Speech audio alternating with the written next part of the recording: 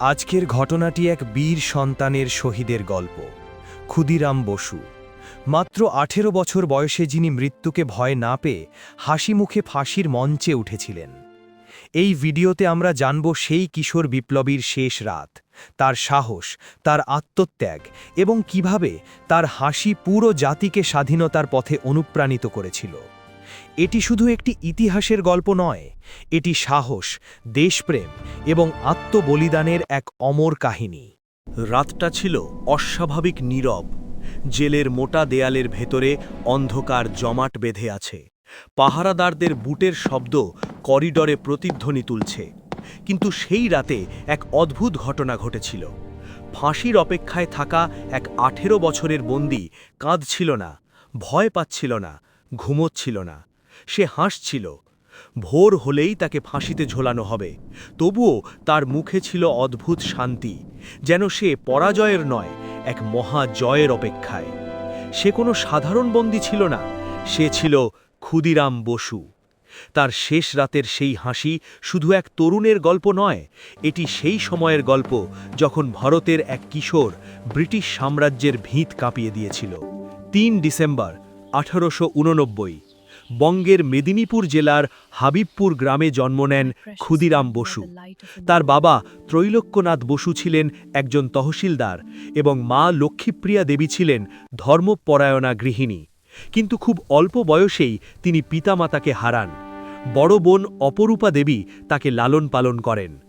যে বয়সে শিশুরা খেলাধুলা করে, সেই বয়সেই ক্ষুদিরাম অন্যায় চিনতে শিখেছিলেন।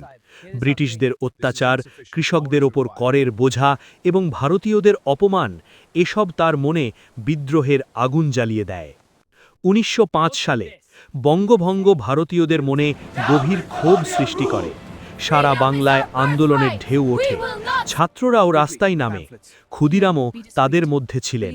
তিনি স্কুলের দেয়ালে বন্দে মাতরম লিখতেন, ব্রিটিশ বিরোধী পত্রিকা বিলি করতেন এবং স্বদেশী আন্দোলনে সক্রিয় হয়ে ওঠেন।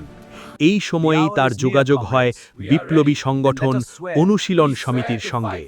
এখান থেকেই শুরু এক বিপ্লবীর পথচলা। অনুশীলন সমিতি ছিল ব্রিটিশ শাসনের বিরুদ্ধে সশস্ত্র সংগ্রামের কেন্দ্র। এখানে তরুণদের শেখানো হতো গোপন সংগঠন গড়া, অস্ত্র চালনা, বোমা তৈরি এবং ব্রিটিশ অফিসারদের নজরদারি। ক্ষুদিরাম খুব দ্রুত এসব শিখে নেন। তার মধ্যে শুধু রাগ নয়, লক্ষ্য ছিল।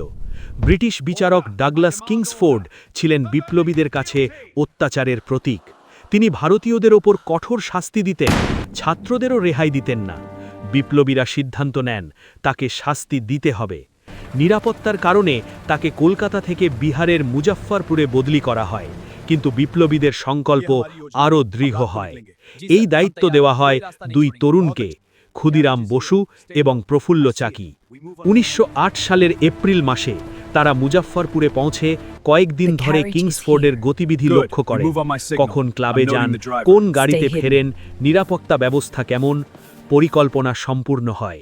৩০ এপ্রিল ১৯০৮ রাত প্রায় ৮:৩০। ইউরোপিয়ান ক্লাবের বাইরে অন্ধকার। একটি বগি ক্লাব থেকে বেরোলো। তারা ভাবলেন এটাই কিংসফোর্ডের গাড়ি। গাড়ি কাছে আসতেই ক্ষুদিরাম বোমা নিক্ষেপ করেন। ভয়ঙ্কর বিস্ফোরণ ঘটে। কিন্তু নির্মম পরিহাস, গাড়িতে কিংসফোর্ড ছিলেন না, গাড়িতে ছিলেন মিসেস কেনেডি এবং তার মেয়ে। দুজনেই গুরুতর আহত হন এবং পরে মারা যান। এটি পরিকল্পিত ছিল না, কিন্তু এখন আর ফিরে যাওয়ার পথ ছিল না। বিস্ফোরণের পর দুজন দুই দিকে পালান। প্রফুল্ল চাকি গ্রেফতার এড়াতে আত্মহত্যা করেন। ধরা পড়ার চেয়ে শহীদ হওয়া তিনি বেছে নেন। ক্ষুদিরাম প্রায় ২৫ কিলোমিটার হেঁটে পালানোর চেষ্টা করেন। অবশেষে বৈনী রেল স্টেশনের কাছে ধরা পড়েন। তার কাছে ছিল রিভলভার, বোমার প্রমাণ এবং বিপ্লবী পুস্তিকা। পুলিশ জিজ্ঞেস করল, তোমার নাম কি? তিনি শান্তভাবে বললেন, আমি ক্ষুদিরাম বসু। তার গ্রেফতারের খবর দ্রুত ছড়িয়ে পড়ে। আদালতে তিনি শান্ত ছিলেন, হাসছিলেন, অনুতাপ দেখাননি। জিজ্ঞেস করা হয়, তোমার কি অনুতাপ আছে? তিনি বলেন, দেশের জন্য করেছি। তার সমর্থনে জনতার ঢল নামে। ছাত্ররা প্রতিবাদ করে, মানুষ আদালতের বাইরে ভিড় জমায়। অনেক আইনজীবী বিনামূল্যে মামলা লড়তে চান, কিন্তু ব্রিটিশ শাসন সিদ্ধান্ত নিয়ে ফেলেছিল। 13 জুন 1908 মৃত্যুদণ্ড ঘোষণা করা হয়। তারিখ নির্ধারিত হয় 11 অগস্ট 1908।